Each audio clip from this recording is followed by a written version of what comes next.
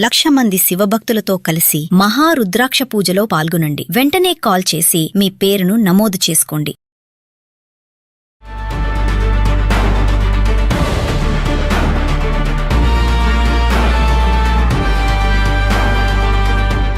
అందరికీ జై హింద్. ఈరోజు జియో పాలిటిక్స్కి సంబంధించిన ఒక కీలకమైన అంశం గురించి నేను మీ అందరితో మాట్లాడాలి అనుకుంటున్నాను. ఆ అంశమే డీడాలరైజేషన్ అండ్ దాని యొక్క ప్రభావము అమెరికా మీద ఎలా ఉంటుంది. ఈ యొక్క అంశంపై నేను డీటెయిల్డ్గా బోర్డు మీద రాసి మీ అందరికీ ఎక్స్ప్లెయిన్ చేస్తాను. ఎప్పుడైనా గుర్తుపెట్టుకోండి, మనము ఇంటర్నేషనల్ రిలేషన్స్లో ఎప్పుడైతే మనం ఇతర దేశాలతో ఇంటర్నేషనల్ రిలేషన్స్ మెయింటైన్ చేస్తామో ఆ ఇంటర్నేషనల్ రిలేషన్స్లో మనము వాళ్ళతో ట్రేడ్ సంబంధాలు మనం కుదిరించుకుంటాం. ట్రేడ్ సంబంధాలు అంటే ఏంటి? మనము వాళ్ళ నుంచి పర్చేజ్ అయినా చేస్తాము, లేదా వాళ్ళకి మనం ఏదైనా అమ్మడమైనా చేస్తాము. దాన్ని సేల్ అంటారు. మనం ఏదైనా పర్చేస్ చేస్తే దాన్ని మనం ఇంపోర్ట్ అంటాం. అండ్ మనం ఏదైనా సేల్ చేస్తే దాన్ని మనం ఎక్స్పోర్ట్ అంటాం. చాలా బేసిక్గా చెప్పాలంటే మనం ఏదైనా వేరే దేశాలకు అమ్మితే, అది అమెరికా కానివ్వండి, చైనా కానివ్వండి, రష్యా కానివ్వండి, జర్మనీ కానివ్వండి, మనం అమ్మితే అది ఎక్స్పోర్ట్ అవుతుంది. మనం కొనుగోలు చేసుకుంటే అది ఇంపోర్ట్ అవుతుంది. ఇండియాలో మనం ఏదైనా కొనుక్కోవాలంటే మనం రూపాయలు చెల్లిస్తాం కదా. మనం రూపాయి ఇస్తే మనకి ఏదైనా వస్తువో సర్వీసో అందుబాటు చేస్తారు. కానీ అంతర్రాష్ట్రీయంగా మనము ట్రేడ్ చేయాలి అంటే మనకు డాలర్ కావాల్సి వస్తుంది. ఎందుకు డాలరే అంటే dollar is the international reserve currency, అదేవిధంగా ఇంటర్నేషనల్ ట్రేడ్ కరెన్సీ కూడాను. అంటే మనకి గ్లోబల్ ఎకనామిక్ ఆర్డర్ ఏదైతే ఉందో, గ్లోబల్ ఎకనామిక్ ఆర్డర్, ఈ గ్లోబల్ ఎకనామిక్ ఆర్డర్ ఏదైతే ఉందో ఈ గ్లోబల్ ఎకనామిక్ ఆర్డర్లో భాగంగా సాధారణంగా దేశాలన్నీ వాళ్ళ ట్రేడ్ని డాలర్స్లోనే చెయ్యాలి అని చెప్పి ఒక పాలసీ అనమాట. ఇప్పుడు ఇండియా ఏదైనా ఇంపోర్ట్ చేసుకోవాలి అంటే, ఫర్ ఎగ్జాంపుల్ ఇండియా ఫ్రాన్స్ నుంచి రఫేల్ విమానం కొనుక్కుంటుంది అనుకుందాం. ఫ్రాన్స్ నుంచి రఫేల్ విమానం మనం కొనుక్కుంటున్నాము. దీని యొక్క విలువ 100 కోట్ల రూపాయలు అనుకుందాం. 100 కోట్ల రూపాయలు, నాట్ డాలర్స్, రూపాయలు అనమాట. మనం ఏం చేస్తాము, ఇంటర్నేషనల్ మార్కెట్లో ఈ రూపాయి చెల్లదు కాబట్టి మనము డాలర్ని కొనుక్కుంటాము. మనం పర్చేస్ చేసినప్పుడు మనం డాలర్ని పర్చేస్ చేస్తాము.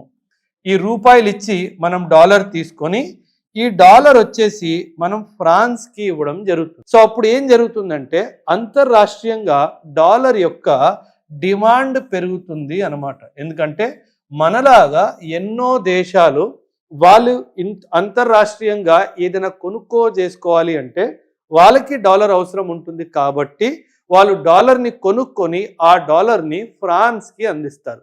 ఇప్పుడు ఏం జరుగుతుంది, 100 కోట్ల రూపాయలు విలువైన ఈక్వివలెంట్ అమౌంట్ ఆఫ్ డాలర్ మనం కొనుక్కొని ఫ్రాన్స్కి ఇవ్వడం జరుగుతుంది. కొనుక్కొనైనా ఇవ్వడం జరుగుతుంది, లేదా మన దేశంలో ఉన్న డాలర్స్ కూడా డైరెక్ట్గా ఇవ్వడం జరుగుతుంది. ఎప్పుడైనా సరే ఒక విషయం గుర్తుపెట్టుకోండి, there is something known as exchange rate అన్నమాట. దీన్ని ఫారెక్స్ అని కూడా అంటారు. ఫారిన్ ఎక్స్చేంజ్, దీన్ని ఫారెక్స్ అంటారు. ఫారిన్ ఎక్స్చేంజ్ అంటే ఏంటి? మన రూపాయి ఇంకే దేశానికి చెందిన కరెన్సీతో ఎక్స్చేంజ్ చేసుకునే విధానాన్ని ఫారెక్స్ అంటారు, ఫారిన్ ఎక్స్చేంజ్ అని అంటారు. ఫర్ ఎగ్జాంపుల్ ఈరోజు ఒక డాలర్ విలువ 90 రూపాయలు అనుకుందాం. ఈరోజు డాలర్ విలువ 90 రూపాయలు అనుకుందాం. మన దేశానికి ఒక డాలర్ కావాల్సి ఉంది అంటే మనము 90 రూపాయలు చెల్లించాల్సి వస్తుంది. This is the exchange rate of rupee. కానీ ఇది స్టాటిక్ కాదు, అంటే ఇది స్థిరంగా ఉండదు, ఇది డైనమిక్గా చేంజ్ అవుతూ ఉంటుంది. ఇది ఒకే డైమెన్షన్లో ఒకే ఫిగర్ ఉండదు. ఎందుకంటే మన దేశము ఫిక్స్డ్ ఎక్స్చేంజ్ రేట్ని ఫాలో చెయ్యదు. 1991లో ఎప్పుడైతే మనం ఎల్పిజి రిఫార్మ్స్ చేసామో, ఈ ఎల్పిజి రిఫార్మ్స్ తర్వాత మనము ఫిక్స్డ్ ఎక్స్చేంజ్ రేట్ని మనము ఫాలో చెయ్యట్లేదు.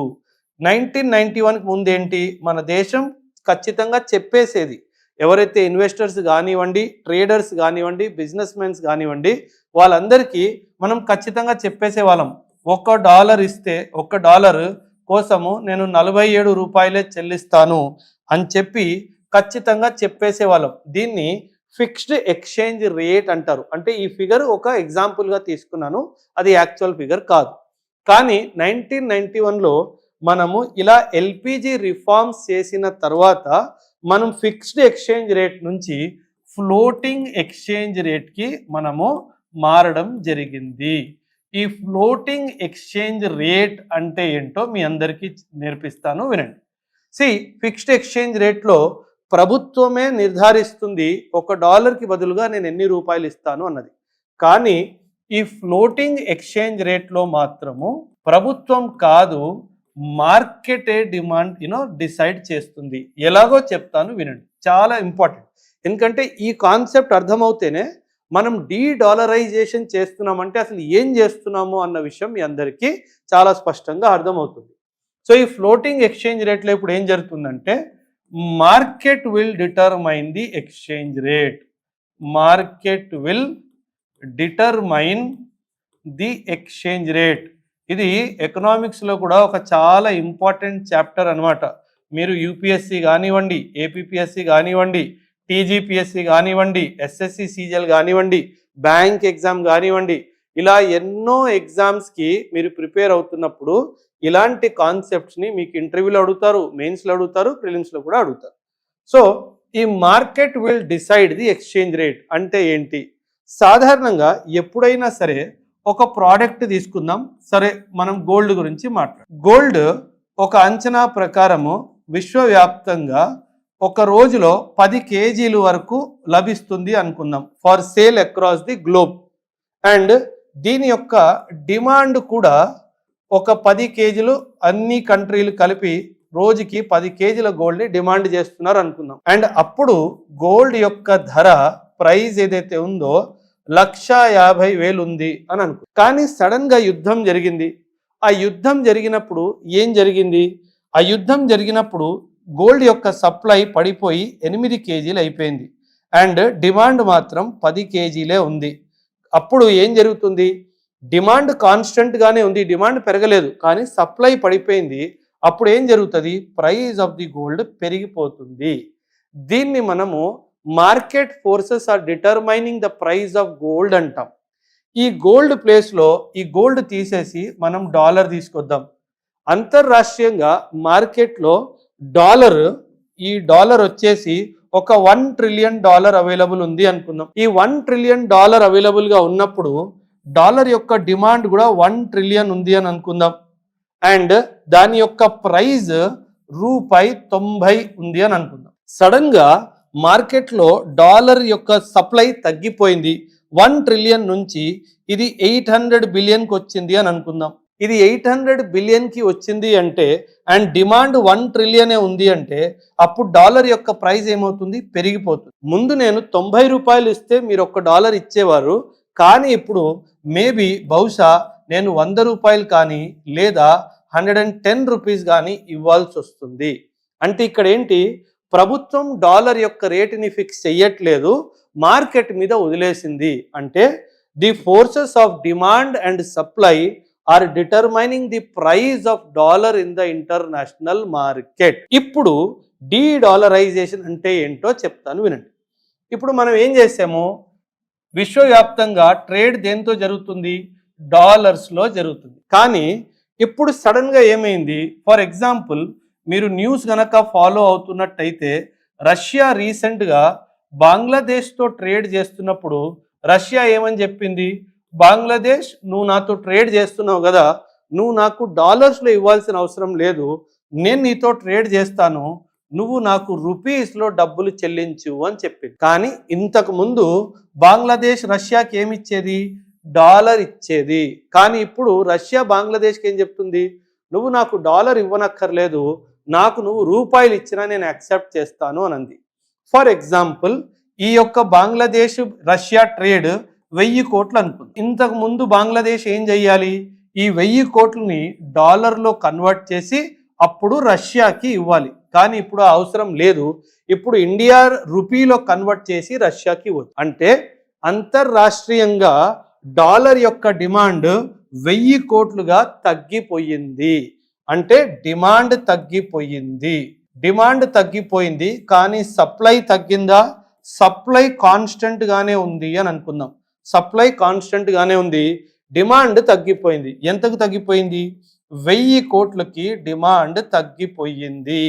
ఈ డిమాండ్ తగ్గిపోవడం వల్ల అప్పుడు ఏం జరుగుతుంది? ప్రైస్ ఆఫ్ ది డాలర్ పడిపోతుంది. ఈ డీడాలరైజేషన్ చేయడం వల్ల విశ్వవ్యాప్తంగా డాలర్ యొక్క ప్రైస్ పడిపోతుంది.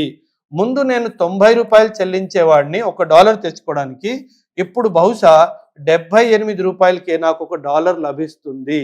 అంటే డాలర్కి కంపారిజన్లో నా కరెన్సీ బెటర్గా పర్ఫామ్ చేసింది. దేనివల్ల బెటర్గా పర్ఫామ్ చేసింది? నేనేం చేయలేదు, ఒకటే పని చేశాను. ఏం చేశాను? డాలర్ని తప్పించి ఇంటర్నేషనల్ ట్రేడ్ని రూపీస్లో చేయడం స్టార్ట్ చేశాను. దీన్నే డీడాలరైజేషన్ అంటారు. మీరు గుర్తుపెట్టుకోండి, అమెరికాకి బలము, అతి పెద్ద బలము ఇంటర్నేషనల్ రిజర్వ్ కరెన్సీ డాలర్. ఇది మాత్రం జరిగిపోయిందంటే అమెరికా కుప్ప కూలిపోతుంది. ఇండియా యొక్క ఉద్దేశం ఏంటంటే అందరూ డాలర్ మీదనే డిపెండ్ అయి ఉండడం వల్ల అండ్ అమెరికా ఏదో ఒక కారణంగా ఒక యుద్ధం తర్వాత ఒక యుద్ధం, ఒక యుద్ధం తర్వాత ఒక యుద్ధం చేయడం వల్ల డాలర్ చాలా వోలటైల్ అయిపోయింది, చాలా డిస్టర్బ్ అవుతుంది.